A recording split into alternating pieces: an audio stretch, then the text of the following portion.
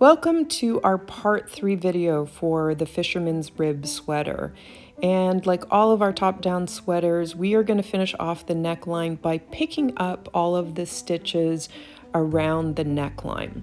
And I've decided to do an I-cord for this pattern, and because again the pattern is a reversible sweater, I wanted something that was going to look good on both sides. So this is the first time I've actually used an I-cord in the pattern.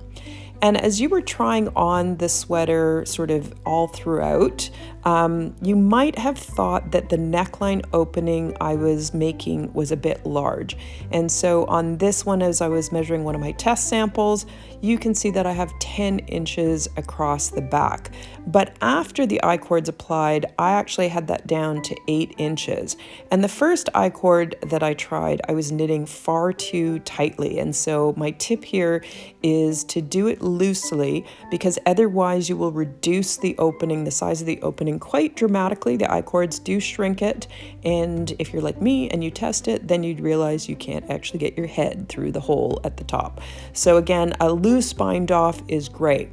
I tested sort of 3, 4, 5. I didn't really like the look of the back of the I-cord if you're doing a 3, so this is just a personal preference. It was worth for me to do a wider I-cord, so I'm doing 6 here where you're casting on 6.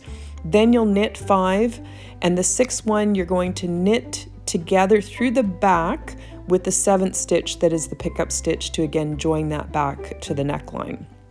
So for me, this was a thicker cord that I then had curl, so it's going to give me a nice finish on both sides of the sweater.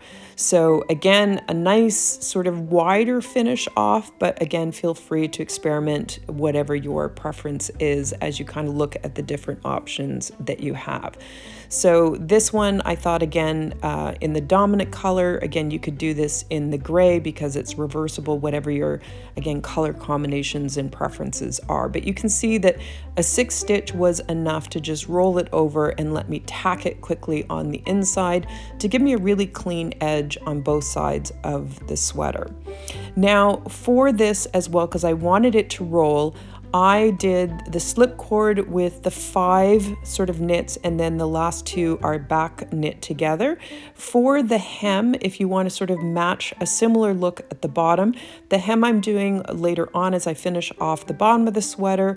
Actually, I did a 5 stitch I-cord and I purled the 3rd stitch. So that was again cast on 5. I knit the first 2, I purled the 3rd, knit the 4th, and then use the 5th and 6th to join and bind off. I found adding that 3rd purl stitch was a tip I got from someone.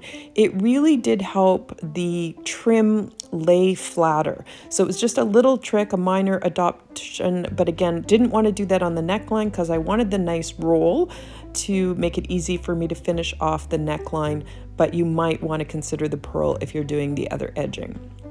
Now, I found the best way of joining the stitch, don't do what I did here, which was like twist up all of my yarn. I did have a very long length of yarn here, so I could tack it on the inside as I did that roll. But again, the best way I like to join the I-cord was to actually take the 6 stitches off the needle, put those onto a barber cord here, go through each stitch on the barber cord, then I'm going in behind the stitch that's actually at the join, so at the beginning, in behind that knit stitch, and then looping it back through the same stitch that I took off the barber cord. And that's basically mimicking a knit stitch. So really when you're joining it together, you can't see the join. Looks like somehow those were knit perfectly and they kind of seamlessly join in. So again, for each of these, you're just going to see me go through each of the ones with the needle that I took off the barber cord. Again, go back to the beginning where you started the barber cord and go behind that first knit stitch so that you're kind of creating that loop as if you were sort of knitting it. And I'm counting again to make sure I have the right count. For the 4th one here, go in behind the knit stitch and then back through the stitch I took off the barber cord to mimic again that seamless join.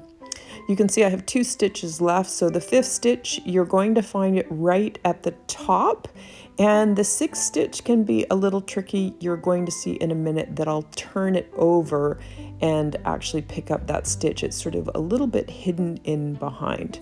Again, I'm using in the pattern orange and gray. I've got the orange as what I'm calling my primary color, so it's the dominant color on the one side. And you can see here on the join where I have my raglan sleeve, the gray secondary color really pops through. You're also going to see when I flip it to the other side where the gray becomes the prominent color. So I decided again to do the neckline in the orange, but you could certainly, depending on your color choices, do it in the secondary color.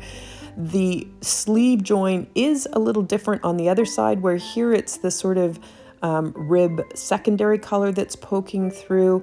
You get a really crisp line on the second side where you get that sort of gray kind of raised rib along that kind of seam as well. So again, depending on which side you like as your primary, secondary, I'm just doing this sweater and making it reversible. So again, every time I joined yarn, I made sure I joined it along the side seam so I didn't have any kind of tidying up to do on the inside. So I was really lazy about sewing as I had to do here for the neckline. So again, this 6th stitch, it's just a little tucked in behind, but you can see now a nice sort of seamless join if you're much better at needlework than I am, to give you a nice reversible finish. So you can leave an I-cord looking this way if you kind of did a really nice job on the back. I find that there's a little bit of that sort of pick up my messiness I wanted to sort of hide, and in particular where I was increasing stitches. So I just like the fact that, again, I could do a 6-inch width and then roll this over nicely, and on this side have it just a bit of a cleaner finish if I kind of rolled it over and tacked it in, so that it gave me just a nice clean edge on both sides. So we'll take a look as we finish this up. I'll skip ahead because you don't need to see me tacking, but again, your preference. You could also easily do different necklines if this is something that you want to change up and experiment with. I did a solid color again just to make it a little simpler. But as I think about those shoulder neckline seams that I kind of mentioned as well, I think I'm going to try one where I actually do something that runs all the way down from the top of the sleeve down the middle. So you could do a color contrast and have sort of a reversible image where the dominant color becomes a strip that's going to go from my shoulder all the way down the top of an arm. So again, I did the neckline a little early in the pattern. Of course, you can just continue to run down, complete the body, and then come back and finish the neckline, but I really wasn't sure whether I had made that opening big enough. The other piece as you're finishing off the neckline is just a reminder. In the first video, I mentioned that as you're stitching, it might look like you have a bunch of missed stitches where, I think the gray is supposed to be dominant or the orange is dominant, but it looks a little mucky. As you're tidying this up too, you can just sort of shift each of those stitches and tweak it to make sure that as you block it, it will look great.